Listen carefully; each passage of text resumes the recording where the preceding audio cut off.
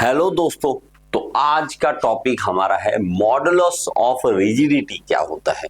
देखिए, आपने ये टॉपिक पढ़ा होगा बड़ा सिंपल से तरीके से। आज मैं आपको इसका मतलब समझाऊंगा। स्ट्रेंथ ऑफ मटेरियल में क्लास 1 से लेक्चर 1 से ही देखें ताकि आपको सारी कंप्लीट चीजें समझ आए। आइए अब समझते हैं। देखिए, हमारे पास मॉडुलस ऑफ रिजिडिटी कहते किसे हैं। हमें पढ़ना पड़ेगा पहले शियर स्ट्रेस क्या होता है। शियर स्ट्रेस जैसे कि मैंने आपको एक्सप्लेन किया, शियर स्ट्रेस जब हम देखते हैं किसी फोर्स को, अगर मान लीजिए मैं कोई बॉडी है मेरे पास, इसके ऊपर मैं फोर्स लगाता हूं इस तरह से, इधर से और इधर से। अब ये दो हिस्सों में टूट जाएगी। इसको दो हिस्सों में तोड़ कर दिखाने के लिए क्या करना पड़ेगा, हमें ऐसे दिखाना पड़ेगा इसको ऐसे। जब हम इसको ऐसे दिखाते तो ये दो हिस्से यहां से ऐसे टूटेंगे। जब तक आपको ये नहीं समझ आता कि ये हो क्या रहा है, तब तक आपको कुछ भी नहीं पता लगेगा। मैं आपको सिंपल सी बात बताऊं, मान लीजिए मैं कहता हूं कि ये दो बॉक्सेस अलग अलग हो गए। एक बॉक्स यहां है, अगर मान लीजिए एक बॉक्स हमारा यहां पर है और नीचे वाला बॉक्स अलग हो गया और ये नीचे वाला बॉक्स अलग हो गया। दो हिस्से में तोड़ दिया हमने, इसको दो हिस्सों में तोड़ दिया, जिसके अंदर जो फोर्स थी हमारी ये लग रही थी यहां पर और ये लग रही थी यहां पर, और उसने ऐसे करके तोड़ दिया। देखो, शियर स्ट्रेस जो है वो शियर स्ट्रेन को पैदा करता है। शियर स्ट्रेन की एक खास बात क्या है, शियर स्ट्रेन की एक खास बात है, जब आप शियर स्ट्रेन लगाते हो, मतलब आप स्ट्रेस फोर्सेस अप्लाई करते हो, स्ट्रेसेस आती हैं, स्ट्रेन आती हैं, तो यहां पे हमारे पास होता क्या है, ये अपने आप को, देखो मटेरियल कोई भी है, मैं अगर मान लो मैं इस तरह से, मैं आपको एक एग्जांपल देता हूं, ये रिमोट है मेरे पास, मैं इसको ऐसे तोड़ना चाहता हूं शियर स्ट्रेस में। यही तो शियर स्ट्रेस होती है। मैं इस साइड फोर्स लगाऊंगा और इस साइड फोर्स लगाऊंगा, इसको ऐसे तोड़ना चाहता हूं। ये देखो, तोड़ना चाहता हूं लेकिन ये टूट नहीं रहा। मैं कह रहा हूं यार टूट, लेकिन ये टूट नहीं रहा। और इवन मैं अगर इसको कहूं ऐसे, तो इसमें अगर स्ट्रेन आ रही है, अगर आएगी तो वो क्या होगा, इसका एंगल चेंज हो जाएगा, ये थोड़ा सा बेंड हो जाएगा, इस तरह से टेढ़ा हो जाएगा। तो हमारा ये जो शियर स्ट्रेन है, याद रखें, आप जब भी शियर स्ट्रेन निकालते हो तो एक्चुअली आप इसमें टेढ़ा करते हो इसको और एंगल देखते हो कितना स्ट्रेन आया, कितना स्ट्रेन आया। ये मैंने आपको इसीलिए बोला, लेक्चर 1 से देखोगे तो समझ आएगा। ठीक है, कोर्स में जाओ, इसमें जाओगे तो स्ट्रेंथ ऑफ मटेरियल का पूरा कोर्स मिलेगा, उसमें जाके पूरी एक एक वीडियो आराम से देखो ताकि आपको ये समझ आ सके मैं क्या करा रहा हूं। जितना आप शियर स्ट्रेस बढ़ाते हो उतना ही शियर स्ट्रेन बढ़ता है, उतना ही शियर स्ट्रेन बढ़ता है। मैं किसी चीज को ऐसे दबाता हूं, मैं ऐसे ऐसे जोर लगाता हूं, उतना ज्यादा ये टेढ़ा होता है।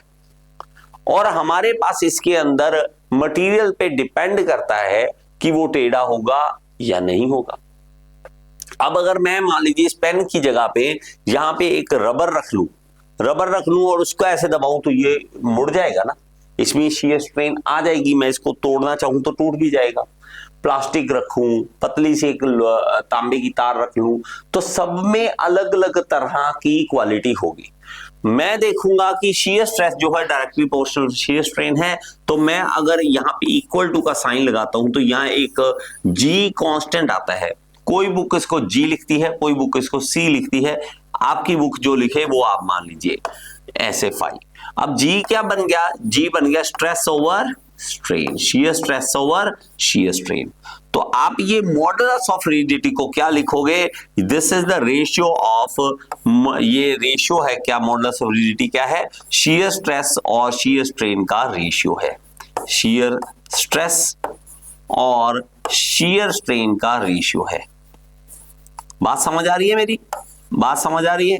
अब अगर देखूं तो शियर स्ट्रेस का यूनिट क्या होते हैं, वो होते हैं न्यूटन पर mm स्क्वायर या मीटर स्क्वायर, अगर आपकी बुक मीटर में लिखती है, और मेरे पास अगर मीटर स्क्वायर में लिखो आप मीटर स्क्वायर आ जाएगा। शियर स्ट्रेन, स्ट्रेन क्या होता है, हमारे पास स्ट्रेन के कोई यूनिट्स नहीं होते, तो हमारे पास जी के भी वही यूनिट आ जाते हैं जो स्ट्रेस के हैं।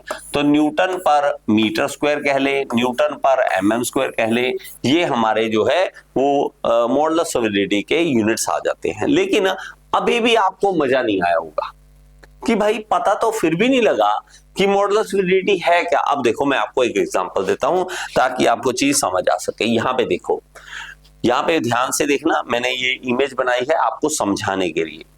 यहां पे हमने किसी बॉडी के ऊपर शियर स्ट्रेस लगाया, किसी बॉडी के ऊपर फोर्स लगाई, उसमें शियर स्ट्रेसेस आई, उसमें शियर स्ट्रेसेस आई। अब ये बेंड करेगा या नहीं करेगा, ये पता कैसे लगे? कहता सर आप करके देख लो, करके देख लो, पता लग जाएगा कि बेंड होगा या नहीं होगा। तो हमें ये खुद नहीं करना बार बार कि बेंड होगा नहीं होगा, कितना होगा, हमें नहीं करना।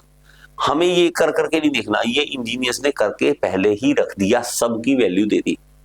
और जी की जो खास बात है, खूबसूरत बात वो ये है कि जी की वैल्यू हर एक मटेरियल की अपनी है, जो उसकी वो फिक्स है। जैसे कि मैं आपको बताऊं, जैसे कि यहां पे स्टील का वैल्यू लिखा है 80 गीगा पास्कल। गीगा पास्कल का मतलब पता होना चाहिए आपको, गीगा का मतलब और पास्कल का मतलब। गीगा का मतलब होता है 10 की पावर 9 और पास्कल का मतलब न्यूटन पर मीटर स्क्वायर। ये आपको पता होना चाहिए, इसमें कोई वो नहीं है कि आप इसको गलत इंजीनियर हो और बीटेक या डिप्लोमा कर रहे हो। हाँ ये जरूर बता देना आप क्या कर रहे हो, डिप्लोमा या बीटेक, ठीक है, और आपको ये गीगा पास्कल नहीं पता, ये मत बोल देना। अब इसकी वैल्यू है 80, इसका मतलब क्या है? देखो मैं आपको सिंपल सा बताता हूं, यहां पे मेरे पास शियर स्ट्रेस है और ये शियर स्ट्रेन है, ये है जी। अब जी की वैल्यू आ गई 80, इसका मतलब क्या है?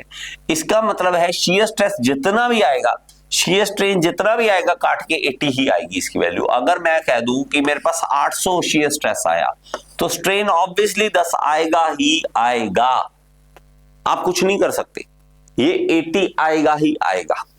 और दूसरी बात, अगर आप इसमें रिलेशन देखो कि जी जो होता है shear stress over shear strain होता है, जैसे जैसे आप इसकी वैल्यू बढ़ाओगे वैसे वैसे ये कम होगा, स्ट्रेन उसमें कम आएगी। अगर मेरे पास मॉडुलस ऑफ रिजिडिटी की वैल्यू ज्यादा है तो आप उसको बेंड करने की कोशिश करोगे, आप उसको फोर्स लगाओगे, शियर स्ट्रेस लगाओगे, शियर स्ट्रेन कम आएगी, वो रिजिड, आप समझ रहे हो बात को, स्टील है जैसे कि। अब देखो मैं अभी आपको एग्जांपल देता हूं तो समझ आ जाएगा। जी की वैल्यू अगर कम है, जी की वैल्यू अगर कम है, मैं कहता हूं फाई, हमारे पास जी की वैल्यू कम है तो फाई क्या हो जाएगा? ज्यादा हो जाएगा, फाई ज्यादा हो जाएगा। यही चीज हम यहां पे देखते हैं, अगर 80 है यहां पे स्टील का जी, तो इसका मतलब है हाई रिजिडिटी, इसकी रिजिडिटी हाई है, रिजिड है।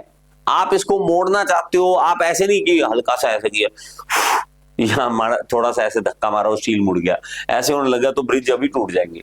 इतनी इतनी आंधी तूफान आके शियर स्ट्रेस लगा देती है इसके ऊपर, इतना ज्यादा फोर्सेस लगा देते हैं तो भी ये बेंड नहीं होता। और आप मिल के लगा लो जोर तो भी नहीं बेंड होगा। बेंड का मतलब समझ रहे हो ना, शियर स्ट्रेन नहीं आएगा, शियर स्ट्रेन नहीं आएगा। आपकी भाषा इसी तरह बोलना पड़ता है, बेंडिंग बोलना पड़ता है, क्या करूं, एक्चुअली ये बेंडिंग नहीं कहते लेकिन फिर भी आपको बोल रहा हूं मैं, ठीक है। अब इसका मतलब क्या है, इसको मैं थोड़ा जूम कर दूं अगर ज्यादा अच्छा से देखना है, ये देखो मैं इसको दिखाता हूं अभी, ठीक है, ताकि आपको चीज समझ आ सके। यहां देखो, अब मेरे पास क्या है, जी का वैल्यू यहां पे ज्यादा है तो मेरे पास क्या, जी का वैल्यू 80 गीगा पास्कल है, तो इसका मतलब है कि high rigidity make steel suitable for bridges, structural frames, resisting shear and distortion under heavy load. तो हैवी लोड पे भी शियर स्ट्रेन नहीं आता। और नेक्स्ट हमारे पास एल्यूमिनियम 26, यहां देखो 80 था, यहां 26 से थोड़ा कम हो गया, थोड़ा कम हुआ फिर भी है, ठीक है, इसमें लोअर रिजिडिटी है। आप कहोगे सर ये तो बेंड नहीं, बेंड ऐसे नहीं है कि टेढ़ा हो जाएगा, लेकिन उससे रिजिडिटी कम है, इसके ऊपर काम करना। क्यों भाई साहब, आप लगाने को तो स्टील का भी बना सकते हो, एरोप्लेन स्टील का भी बना सकते हो, लेकिन प्रॉब्लम है वो हैवी बहुत हो जाएगा, ये बेंड नहीं होगा। मैं मानता हूं कि रिजिडिटी हाई है लेकिन इतना हैवी हो जाएगा कि उड़ेगा ही नहीं। हमें एल्यूमिनियम बीच का कहीं लेना पड़ा कि ये रिजिडिटी हो लेकिन इतनी भी ना हो कि वेट उतना हैवी हो जाए।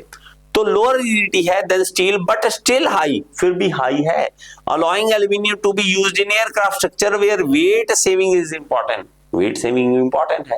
आप देखो ना, कभी हवाई जहाज में सफर करो तो आपको अगर एक्स्ट्रा वेट है, बैग एक्स्ट्रा है आपके पास, तो उसका एक्स्ट्रा पैसे मांगते हैं, ठीक है। तो यहां देखो आगे आगे देखो, इसका रबर की बात करो, देखो हमारे पास बहुत कम हो गई गीगा पास्कल की वैल्यू, कहां हमारे पास वैल्यू 26, कहां 0.001, तो रिजिड अब नहीं रहा, अब आराम से, तभी तो आप रबड़ को ऐसे टक, एक छोटा बच्चा भी आके दबा देता है। अगर आप रबड़ में इसमें हवा, टायर में हवा भरोगे, ऊपर जाके मारोगे तो भी थोड़ा सा वो हिल जाएगा, आराम से हिल जाएगा।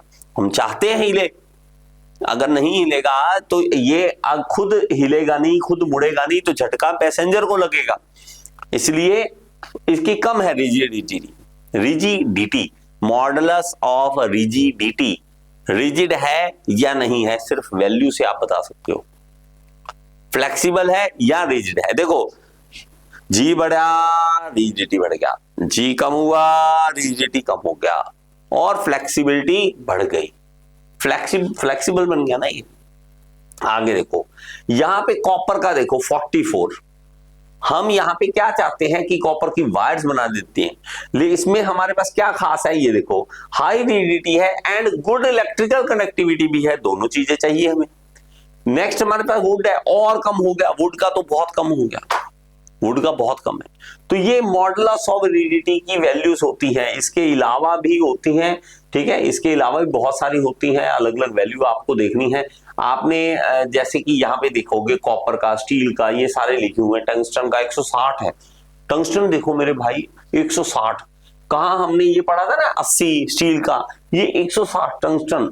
डायमंड 440, भाई साहब स्टील से कितना ज्यादा रिजिड है कि आप बेंड करना चाहो, आप तोड़ना चाहो इसको, तो बहुत मुश्किल आप इसको शियर स्ट्रेन ला सको। इसमें बात थोड़ी समझ आई।